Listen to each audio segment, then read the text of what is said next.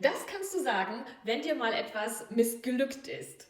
Um nicht zu sagen, wie du auf Plattdeutsch auch fluchen könntest. Das ist nicht wahr, das ist nicht wahr. Das ist dumm Tüch, das ist dummes Zeug. Mann, was ist das gräsig? Also, was ist das gräsig, also dumm, grässlich? Das ist ja fürchterlich. Das ist ja fürchterlich. Das ist in Moors.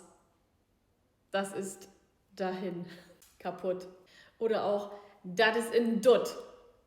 Das ist kaputt in Dutt. Dösig ist das. Dösig ist das. Blöd. Das ist einfach dösig, blöd.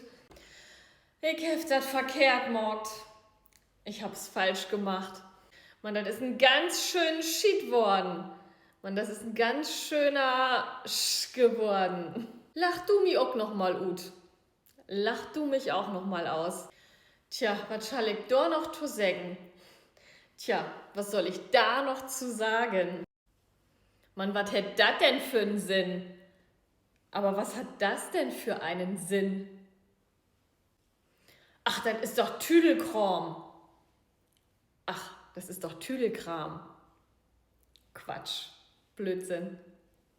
Oder, ach, das ist doch alles Halvenkram. Das ist doch alles halber Kram.